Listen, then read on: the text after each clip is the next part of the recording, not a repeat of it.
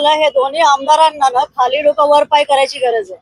कारण ज्या प्रकारे आता मी येताना पाहिले एवढे मोठे मोठे होर्डिंग्स लागलेले आहेत, कोण मेट्रोमॅन होतोय, कोण विकास पुरुष होतोय, पण मला कळत नाही गेल्या 3 तारखेपासून 6-7 तारीख असं जे यांची उद्घाटनाची तयारी चाललेली आहे. माझ्या मागे तुम्ही बघू शकता हे पांडुरंग वाडी स्टेशन जे ज्या नावाचा वाद चाललेला आहे, तुम्ही बघा इकडे कुठलंही काम झालेलं नाहीये.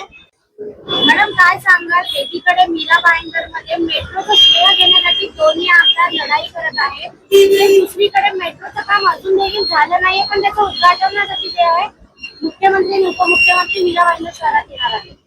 ऍक्च्युली काय झालं, हे दोन्ही आमदारांना ना खाली डोकं वर पाय करायची गरज आहे.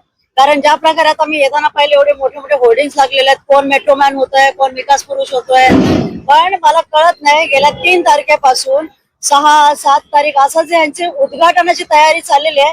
माझ्या मागे तुम्ही बघू शकता हे पांडुरंग वाडी स्टेशन जे ज्या नावाचा वाद चाललेला आहे, तुम्ही बघा इकडे कुठलंही काम झालेलं नाहीये.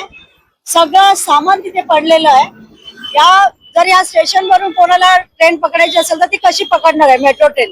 बरं, इथून तुम्ही जर त्या बाजूला बघितलं, हवेने वरती पत्रे सुद्धा उडून गेलेले आहेत. संपूर्ण काम इनकम्प्लीट आहे. जे 1 दिवसात होणार नाही, 2 दिवसात होणार नाही असं हे काम आहे. मग एवढ्या घाईघाईने जी यांची पॉलिसी चालू आहे क्रेडिट श्रेयवादासाठी जे उद्घाटन करण्याची, ते कशासाठी? म्हणजे लोकांच्या जीवावरती बेतायला पाहिजे काय हा प्रकार? जर हा पत्रा उडून कोणाच्या डोक्यावर पडला, कोणाचा जीव गेला, याला जबाबदार कोण राहणार? यांची इतकी घाई काय? ह्याच्या खोलात जायला पाहिजे. आता एकीकडे श्रेय घेण्यासाठी दोन्ही आमदारांमध्ये लढाई सुरू आहे, पण आता हे काम अधूर आहे, याचं श्रेय कोणी घेत नाहीये. याचं श्रेय कोणी घेत नाही, फक्त हे मेट्रोमॅन म्हणून पुढे येत आहेत.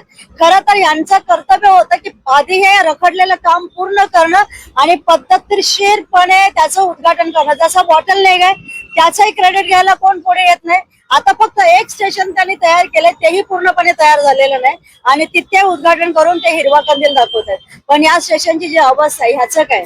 जे नावाचा वाद चालू आहे त्याचं काय? म्हणजे बरेच असे प्रश्न आहेत. या आमदारांना पुन्हा तोच प्रश्न की एवढी घाई कसली आहे?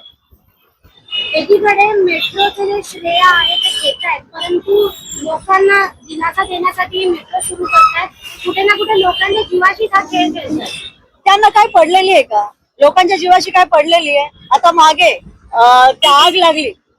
आता तुम्ही बघा, ज्या आग लागलेल्या ठिकाणी तिथे पुन्हा तंबू ठोकायला सुरुवात झालेली आहे.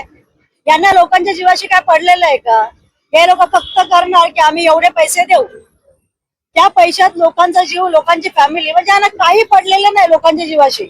यांना फक्त किती करोडो आमच्या खात्यात येत आहेत आणि पटापट श्रेय घ्यायचंय की महापौर आहे, आमदार आहे किंवा दुसरा आमदार आहे, यांना फक्त क्रेडिट घ्यायचंय.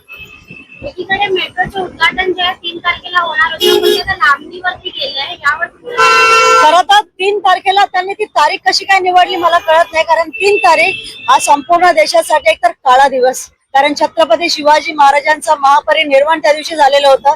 त्याच्यामुळे त्या दिवशी हे उत्सव साजरे करणार होते का? प्रश्न एक. नंतर 6 तारीख त्यांचा भाजपचा वर्धापन दिवसाच्या दिवशी त्यांनी ठेवला.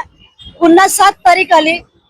म्हणजे फक्त कारण ही आहेत की मुख्यमंत्र्यांकडे टाइम नाहीये, मुख्यमंत्र्यांकडे वेळ नाहीये. त्यांचा वेळ असो किंवा नसो, इथे काम पूर्ण झालेलं आहे का? तुम्ही बघू शकता इथे एकही काम कम्प्लीट झालेलं नाहीये. ना हे शिड्या तयार झालेल्या आहेत, ना वरचे शेड व्यवस्थित प्रकारे झालेले. एकही काम इकडे कम्प्लीट झालेलं नसताना एक कसलं उद्घाटन करतात मला तेच कळत नाही. मला वाटतं तुमच्या माध्यमातून सगळ्या न्यूज चॅनलने हा प्रकार यांचा दाखवायला पाहिजे.